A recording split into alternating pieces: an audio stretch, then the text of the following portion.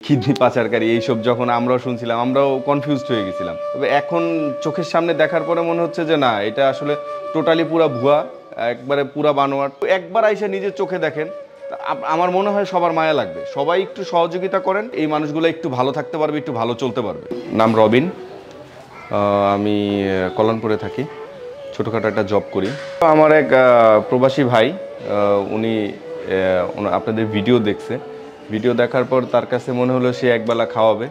তো আমার মাধ্যমে সে টাকা পয়সা যেটাই পাঠানোর দরকার হয় আমার মাধ্যমে সব কিছু করে আর কি আপনাদের কাছে আসছে আর কি, যে ওনাদেরকে বৃদ্ধ মা বাবাকে একবেলা খাওয়ানোর জন্য।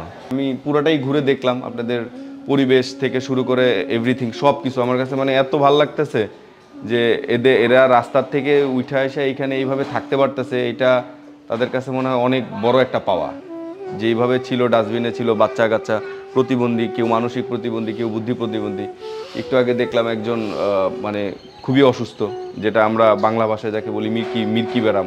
উনি খাওয়ার অবস্থায় উনি পড়ে গেছে। আপনারা কি সুন্দর করে ওনাদেরকে উঠাইয়া রাখা হয়েছে, ওনাকে আবার পরবর্তীতে আবার খাওয়াই দেওয়া হবে, বাচ্চাদেরকে নিজের হাতে খাওয়াই দেওয়া হচ্ছে। এগুলো দেখার পরে আসলে আর মানে মানুষকে ডিটেলস বলার কিছু নাই। কারো যদি মনে সন্দেহ থাকে, সবাই একবার অন্তত এখানে আইসা ঘুরে যাবেন। আপনারা যে কাজটা করতেছেন সেটা মানে অস্বাভাবিক একটা সুন্দর একটা কাজ, ঠিক আছে? এটাতে বলার কিছুই নাই, খুবই ভালো লাগতেছে। আর পূর্বের যে প্রচারণাগুলো হয়েছিল সেইগুলার সাথে এখনকার বর্তমানে যে চোখের সামনে যেগুলো দেখতেছি, আকাশ পাতাল ডিফারেন্স একটা। ওই কিডনি পাচারকারী এইসব যখন আমরাও শুনছিলাম, আমরাও কনফিউজড হয়ে গেছিলাম। তবে এখন চোখের সামনে দেখার পরে মনে হচ্ছে যে না, এটা আসলে টোটালি পুরা ভুয়া, একবারে পুরা বানোয়াট। কারণ এখানে আমার সামনেই অসুস্থ, তারপরে বাচ্চা কাচ্চা সবাই বেশিরভাগই অসুস্থ। এখানে সুস্থ মানুষ খুবই কম আছে, অসুস্থ মানুষই বেশি।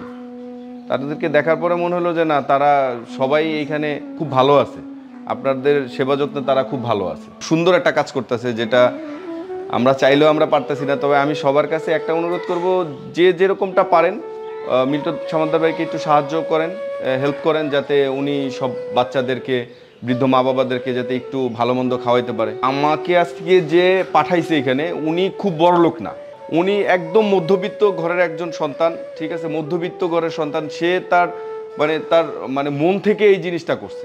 সে যদি মন থেকে করতে পারে, তার থেকে অনেক হাজার হাজার কোটি টাকার মালিক বাংলাদেশে অনেক অনেক অনেক বড় লোক মানুষ আছে, যারা ভিডিও দেখার পরেও যদি একটু একবার আইসা নিজের চোখে দেখেন, আমার মনে হয় সবার মায়া লাগবে। সবাই একটু সহযোগিতা করেন, সবাই একটু সহযোগিতা করার কারণে আমার মনে হয় যে এই মানুষগুলো একটু ভালো থাকতে পারবে, একটু ভালো চলতে পারবে।